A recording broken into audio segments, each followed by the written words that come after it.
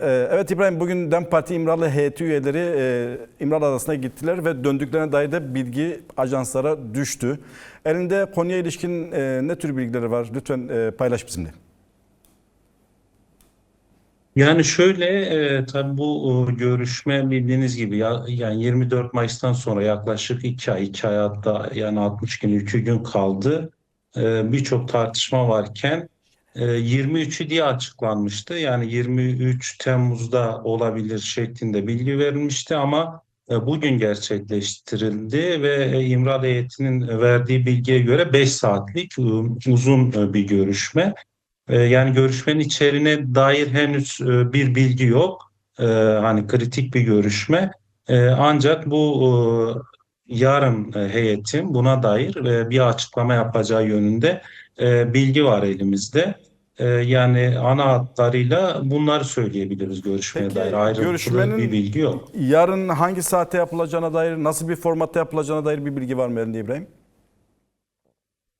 Yani hani geçmiş açıklamaların tamamında İmralı heyeti genelde sabah saatlerinde açıklamayı yapıyor. Saat 12 bulmadan basına dönük bir açıklama yapıyor. Tabii bugün bu görüşme biraz bu çerçeve yasa tartışmaları, birçok açıklama oldu, birçok görüşme oldu. E, Yani kritik, birçok yönüyle kritik. Çünkü çerçeve yasa gelecek, İmralı heyeti gitmeden önce AKP yetkililerle görüşmeler gerçekleştirdi. MHP Genel Başkanı Devlet Bahçeli ile görüşmeler gerçekleştirdi. Ve aslında yarın da Meclis Başkanı Numan Kurtulmuş'un siyasi partilerle işte MHP, Devlet Bahçeli ile sonrasında DEM Parti eş genel başkanlarıyla yine akşam saatlerinde CHP'nin Butlan kararıyla gelen genel başkanı Kılıçdaroğlu ile görüşmeleri var. Yani bu görüşmeye belki şöyle bir değerlendirme yapmaya ihtiyaç var. Çünkü çerçeve yasa yani Kürt hareketinin yaptığı açıklamalarda işte 23 Temmuz deniyordu ama bugüne alındı. Haliyle Numan Kurtulmuş'un yani İmralı'da yapılan bu görüşmede aslında hani DEM parti açıklamalar yaptı. Bize çerçeve yasa verilmedi. Sözlü sunumlar yapıldı. Ama öyle gözüküyor ki yani bugünkü şeyde görüşmede aslında işte Kürt hareketinin baş müzakerecisiyle çerçeve yasanı etraflı görüşme ihtimalinin olabileceğini gösteriyor. Çünkü bunun üzerine eğer orada Kürt hareketiyle devlet arasında çerçeve yasa noktasında bir uzlaşı, Abdullah Öcalan'la bir tartışma yürütülmeden siyasi partilerle yürütülüp oraya tekrar gidilmesi doğru olmazdı. Yöntem olarak ben heyetin 23'ünde değil de Numan Kurtulmuş'un görüşmelerinden öncesine alınmasının sebebinin bu olduğunu düşünüyorum. Yani bu açıdan önemli. Çünkü diğeri yeni yeni tartışmalar olacaktı. Haliyle hem heyetin yarın yapacağı açıklama e, hem de Numan Kurtulmuş'un görüşmeleriyle birlikte aslında biz çerçeve yasaya dair işte hani söylenenler var, basına yansıyanlar var. Esaslı tartışmaların başlayacağını göreceğiz. Asıl mesele de orada başlayacak. Yani bunları söyleyeyim Evet İbrahim, aslında heyetin gidişine tabii dair. Ankara'yı yakından takip ediyorsun. DEM Parti'yi de yakından takip eden bir gazeteci arkadaşımızsın. Kulislerde bazı bilgiler de dolaşıyor. Ne kadar doğru bilmiyoruz tabii. Teyide muhtaç bilgiler bunlar. Bunları da belirtmekte yarar var. Taslak henüz açıklanmamış olmasına rağmen taslakta tüm partiler sence hemfikir oldular mı? Ya da bu tartışmalar, bu görüşmeler ortada olmayan bir taslak üzerinden mi yürütülüyor? Bu konuda elinde bir bilgi var mı? Yani ben özellikle DEM Parti İmralı heyetiyle gerek AKP yetkilileriyle yapılan bu geçtiğimiz 3-4 gün önceki görüşmeler, gerek Devlet Bahçeli ile yapılan görüşmelerde taslağın birebir olmasa da üzerine sözlü bir tartışma yürütüldüğünü düşünüyorum. Haliyle bu çerçevede de İmralı'ya gidildiğini düşünüyorum. Şimdi bu mesele özü itibariyle tarafların derken işte baş müzakereci Abdullah Öcalan'ın zaten Kürt hareketi işte Duran Kalkan'ın röportajı vardı. Bugün hareket yönetimi adına yapılan açıklamalar vardı. Belli ki yani bazı somut bilgiler üzerinden bir tartışma yürüyor ve bunun üzerinden de yarın siyasi partilerle görüşme olacak. Yani partiler şunu dile getiriyor. Hani bize somut sunulmadı. Nedir ne değildir. Gülistan Koçyiğit'in de bu sabah Sunulduktan bir sonra. röportajı vardı konuya ilişkin. Elimizde henüz bir taslak ulaşmadı diye. Evet, evet, yani şöyle yani daha İmralı heyetinin geçen hafta yaptığı şeyde de bu bilgi verilmişti. Yani taslağın yazılı bir metin olarak sunulmadığı siyasi partilerin, DEM partilerin de diğer partilerin de yaptığı açıklamada ortaya çıkıyor. Ancak yapılan somut konuşulmasa da Numan Kurtulmuş ziyaretiyle birlikte sözlü ya da çerçevesiyle tartışılan şeyler bence hem bugünkü görüşmede hem de yarın siyasi partilerle yapılacak görüşmede daha somut konuşulmaya başlanacak ve asıl özellikle Kürt hareketiyle hani baş müzakerecisi Abdullah Öcalan'la ben bugünkü görüşmede yani yoksa olmazsa eğer çerçeve yasa bu ayın sonu ve şeyde meclise gelecekse işin esas tarafıyla madde madde tartışılmasının gerekiyor ve bugünkü görüşmenin aslında önemi bu. Bununla birlikte de siyasi partilerle de büyük ihtimalle hani somut uzlaşabilmeleri için zaten Numan Kurtulmuş yarın görüşmeler yapacaksa 3 partiyle yapacak. Sonrasında işte Yeni Yol grubu var. CHP aslında Kılıçdaroğlu ile görüşüyor. Özgür Özel ekibi var ve kendisiyle birlikte hareket eden ciddi bir vekil grubu var.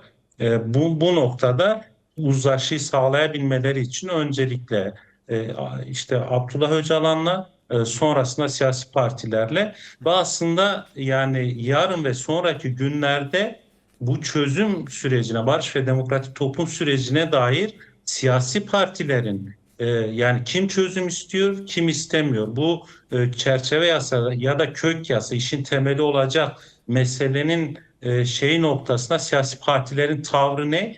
Bu açığa çıkacak. Diğeri bence şöyle bir önemi var. Hem bu görüşmenin hem bu haftanın önemi var. Bu meclis komisyonu heyetinin gidip gitmemesi noktasında da ciddi tartışmalar yürüdü ve ciddi krize dönüştü. Tam istenilen gibi olmasa da bir şekilde işte MHP, AKP ve DEM Parti'den üyeler oraya gitti. Ama şimdi çerçeve yasaya dair tartışma işin esasının yani hani bir gömlek iliklenecekse ya da Cumhuriyet tarihinde Kürt sorunu çözümü noktasında bir gömlek değiştirilecekse bu tartışma bu hafta başlıyor ve birçok dengede çerçeve yasaya dair ya da yasal adım işte işin yasa dışı olan hukuk içerisine alınması gereken Kürt sorunun güvenlik ekseninden dönem tartışmalarından çıkarılıp demokratik cumhuriyet meselesine dönüşme meselesi. Hani Kürt hareketi böyle tarif ediyor ve bu noktada devlet içerisindeki siyasi partiler ya da farklı dengeler nasıl tavır alacaklar, nasıl açıklamalar olacak?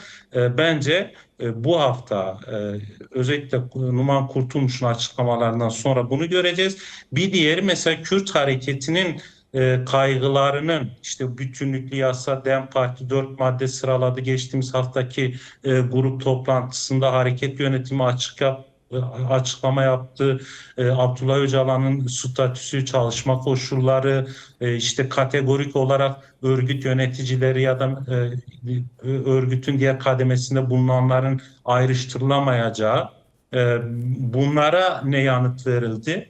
Bunu da görmüş olacağız.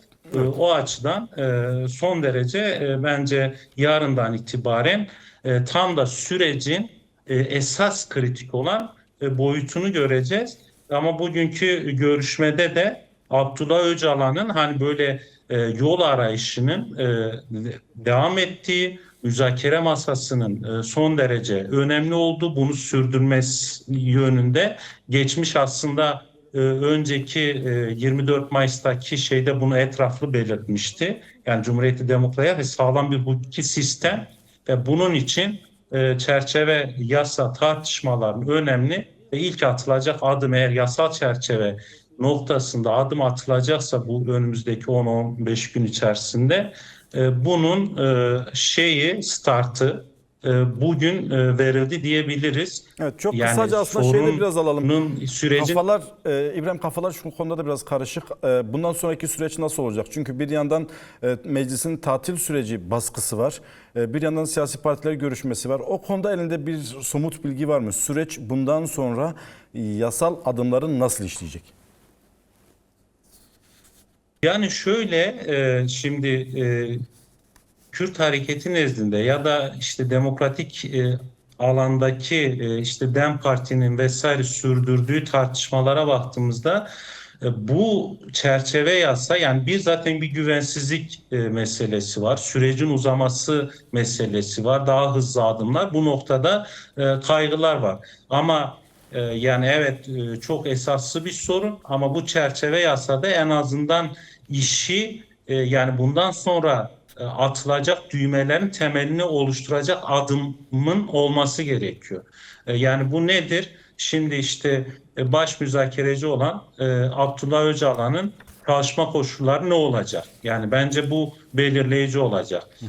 Şeyi parçalı güvenlik endeksinden çıkaran çerçeve yasanın içerisinde bütünlüklü cidden işte o siyasi ve hukuki zemin hazırlanacak mı? Şimdi bunlara dair eğer maddeler olursa hani zaten yani barış dediğimiz süreci gerçekleştirilecek adımlar bu çerçeve yasa içerisinde yer alırsa yürür. Tabii demokratikleşme süreci uzun erimli bir süreç.